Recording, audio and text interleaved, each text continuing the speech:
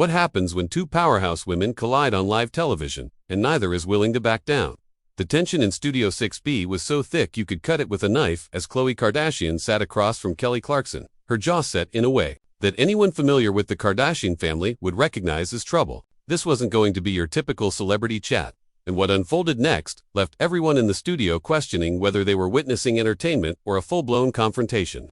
Before we dive into this explosive encounter, make sure to hit that subscribe button and let me know in the comments what you think really triggered this heated exchange. Kelly Clarkson leaned forward in her signature bright yellow chair, her usual warm smile in place as she shuffled through her note cards. The audience was buzzing with excitement, phones already recording as they always did when a Kardashian graced the stage. Khloe sat poised in the guest chair, her long blonde hair perfectly styled, wearing a form-fitting emerald green dress that screamed confidence. But there was something different about her energy today, something that even Kelly seemed to pick up on as she glanced at her producer off camera. "So Khloe," Kelly began, her voice carrying that familiar Texas warmth that had made her America's sweetheart, "let's talk about your new show. I have to say, watching the trailers, it looks like you're really putting yourself out there in ways we haven't seen before." Khloe's smile was polite but guarded. "Thank you, Kelly. Yeah, this project is really close to my heart. It's about showing people that vulnerability isn't weakness, that sharing your struggles can actually be empowering." "That's beautiful," Kelly nodded, but then her expression shifted slightly, becoming more serious. "Speaking of vulnerability and struggles, I have to ask, and I hope you don't mind me bringing this up, but there's been a lot of conversation online about your family's influence on beauty standards, particularly among young women." The change in Khloe's demeanor was immediate. Her shoulders straightened, and that guarded smile became even more pronounced. "I'm sorry, what exactly are you asking me?" Kelly pressed on, seemingly unaware of the shift in energy. "Well, there are critics who say that your family, through social media and various business ventures, promotes unrealistic beauty standards. Some mental health experts have even linked this to increased rates of body dysmorphia among teenagers." The studio audience fell silent. Even the camera operators seemed to sense something was building. Khloe's green eyes flashed, and she tilted her head slightly. "Kelly, I came here to talk about my show, about empowerment and healing. Are you really going to sit there and blame me for society's issues with beauty standards?" "I'm not blaming you," Kelly said quickly, but her voice carried that interviewer's persistence that had made her successful. "I'm just wondering how you respond to those concerns, especially as someone who's been open about your own struggles with body image." Khloe let out a short laugh, but there was no humor in it. "My own struggles? You mean the struggles that came from people like you, media personalities, constantly picking apart everything about my appearance since I was in my 20s. The struggles that came from being called the ugly sister, the fat one, the disappointing Kardashian." The accusation hung in the air like smoke. Kelly's eyes widened slightly. "Khloe, I would never say those things about you or anyone." "Maybe not directly," Khloe shot back, her voice rising just enough to cut through the studio's shocked silence. "But your industry did. And now you want to sit here and question me about beauty standards. That's rich, Kelly. That's really rich." Kelly tried to regain control of the interview, her media training kicking in. "I understand that you've faced unfair criticism, and I'm sorry for that. But don't you think there's a responsibility that comes with having such massive influence, especially over young people?" "Responsibility?" Khloe's voice was getting sharper with each exchange. "The only responsibility I have is to myself and my daughter. I don't owe society anything, least of all an apology for existing in my own body or for building businesses that celebrate confidence." The tension was escalating beyond what anyone had anticipated. Kelly glanced toward her producer again, but she was in too deep to back out now. "But Khloe, when young girls see heavily filtered photos, or when they see dramatic physical transformations without context about the work that went into them, don't you think that sends a message?" That was the moment everything changed. Khloe's composure cracked completely. Heavily filtered photos. Dramatic transformations. She leaned forward, her voice dropping to a dangerous whisper that somehow carried more weight than shouting. "Are you calling me fake, Kelly? Because if that's what this is about, if you brought me here to humiliate me on national television, then you picked the wrong Kardashian." Kelly's face flushed red. "That's not what I meant, and you know it. I'm talking about the broader impact of social media culture." "No, you're talking about me," Khloe snapped. "You're sitting there in your perfect little studio, with your perfect little life, judging me for choices I've made about my own body, my own business, my own family. Who gave you the right?"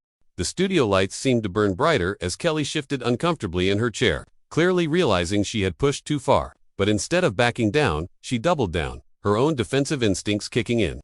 "Nobody gave me the right, Khloe, but I have a platform, just like you do, and I use it to ask questions that matter to my audience. Questions that matter." Khloe's laugh was bitter now, all pretense of politeness abandoned. or questions that get you clicks and ratings. Because let's be honest here, Kelly, you didn't invite me on your show to celebrate my new project. You invited me here to create a moment, to get people talking, to trend on social media. Well, congratulations, you're about to get exactly what you wanted.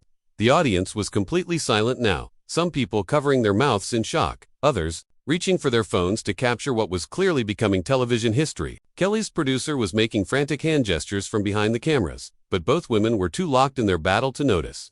Kelly's voice took on a harder edge, her Texas accent becoming more pronounced as it always did when she was upset. That is completely unfair, and you know it. I've built my career on authentic conversations with people. I don't ambush my guests. Authentic conversations. Khloe stood up from her chair, towering over Kelly in her heels, her green dress catching the studio lights. There's nothing authentic about this. You want to talk about responsibility? Let's talk about yours. You have millions of viewers who trust you, who look up to you, and you use that trust to tear people down under the guise of journalism. Kelly remained seated, but her knuckles were white as she gripped her note cards.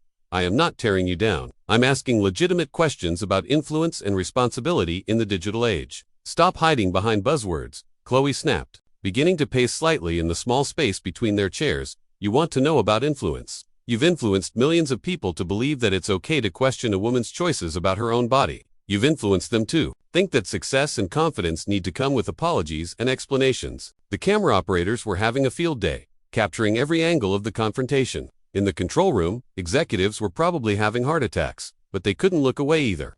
This was the kind of raw, unfiltered television that people would be talking about for months. Kelly finally stood up, matching Khloe's energy. And what have you influenced them to believe? That happiness comes from a bottle, a syringe, or a filter. That the answer to insecurity is transformation instead of acceptance. The words hit like a physical blow. Khloe's eyes narrowed to slits, and when she spoke, her voice was deadly quiet. How dare you? How dare you stand there and psychoanalyze me like you have any idea what I've been through? You think I made changes to my body because I was insecure? You think every choice I've made was about seeking approval from people like you? I think, Kelly said, her own voice rising to match Khloe's intensity, that you've built an empire on selling insecurity while claiming to promote confidence, and I think deep down, you know that's true. The accusation hung in the air like a bomb waiting to explode. For a moment, neither woman spoke, but the tension between them was so thick, it was almost visible. Khloe's chest was rising and falling rapidly, her perfectly applied makeup unable to hide the flush of anger spreading across her face. You want to know what's true? Khloe's voice was shaking now, but not with fear, with pure rage. What's true is that I've spent my entire adult life being compared, criticized, and judged by people who don't know me. What's true is that I've turned that pain into power, that criticism into currency. I've built businesses, supported my family, raised my daughter, and yes, I've made choices about my body that make me feel confident and strong. She took a step closer to Kelly, who instinctively backed up slightly. What's also true is that I don't owe you or anyone else an explanation for those choices. And the fact that you think I do, the fact that you think you can sit there and judge me while hiding behind the pretense of caring about young women, makes you exactly the kind of person who created the problem you're so concerned about. Kelly's face was red now, whether from embarrassment or anger, it was hard to tell. I'm not hiding behind anything. I genuinely care about the impact we all have, especially those of us in the public eye. Then why? Khloe shot back. Didn't you ask me about the millions of dollars my family has donated to mental health organizations? Why didn't you ask about the body positivity campaigns we've supported, or the young women who've told us that seeing us embrace our flaws help them embrace theirs? Why did you choose to focus on the negative narrative that gets headlines instead of the positive impact that doesn't? The question caught Kelly off guard, and for the first time since the confrontation began, she seemed to falter. We did plan to talk about your charitable work. When? Khloe demanded. After you finished tearing me apart. After you got your viral moment, after you satisfied your audience's appetite for watching successful women get knocked down a peg. Kelly's mouth opened and closed without sound. The audience was so quiet you could hear the air conditioning humming. Even the camera operators seemed frozen, unsure whether they should keep rolling or cut away from what was becoming increasingly uncomfortable to watch. The silence stretched on for what felt like an eternity before Kelly found her voice again. But when she spoke, there was a tremor in it that hadn't been there before. Khloe, I think you're misunderstanding my intentions here. I'm not trying to attack you personally, but that's exactly what you're doing. Khloe fired back, her voice cutting through the studio like a blade. You're sitting there with your wholesome image, your Grammy Awards, your perfect career trajectory, and you think that gives you the right to question my journey. But here's what you don't understand, Kelly. I didn't have the luxury of being America's sweetheart from day one. Kelly's composure was cracking now, her media training failing her as the personal nature of the attack hit home. That's not fair. I've had my own struggles, my own challenges in this industry. Your struggles? Khloe's voice rose to a level that had everyone in the studio on edge. Your struggles were what? Kelly. Having too many hit songs. Winning too many awards. Being too beloved by the public because my struggles were being told I didn't deserve to be in the same family as my sisters. Being called names that I can't even repeat on television. Being made into a punchline by people like you. The accusation hit Kelly like a physical blow. Her face went white, then red again. I have never made you into a punchline. I have never said anything disparaging about you or your family. You don't have to say it directly. Khloe shot back, beginning to gather her purse from beside her chair. You just have to book me on your show under false pretenses. Smile that fake smile, and then ambush me with questions designed to make me look bad. You just have to perpetuate the narrative that successful women, especially women like me, need. To be taken down a notch, Kelly stood up abruptly, her chair scraping against the studio floor. That is absolutely not what this is about, and you know it. I'm asking questions that my audience wants answered. Your audience, Khloe repeated, slinging her purse over her shoulder with a sharp motion. Your audience of perfect suburban moms who love to judge women they consider beneath them. Your audience who feels better about themselves when they see someone like me get criticized. That audience, the insult was so pointed, so specific, that Kelly visibly How dare you characterize my audience that way? These are good people who care about important issues. Important issues like whether or not I've had plastic surgery. Khloe's laugh was harsh and bitter. Important issues like whether my social media posts are too filtered. Those are the important issues your good people care about. Not poverty, not climate change, not actual problems that affect real lives. Kelly was fully on the defensive now, her voice rising to match Khloe's intensity. We cover all kinds of topics on this show. Today we're talking about social media influence and its impact on young people, which is absolutely a real issue that affects real lives. No, Khloe said, taking a step toward the studio exit, today you decided to use me as a prop in your morality play. You decided to invite me here, not as a guest, but as a target. And the worst part is, you probably convinced yourself you were doing something noble. The studio was in complete chaos now. The producer was frantically trying to signal to Kelly, audience members were whispering among themselves, and the camera operators were following Khloe's movement toward the exit. While still capturing Kelly's shocked expression, Kelly made one last desperate attempt to salvage the interview. Khloe, please.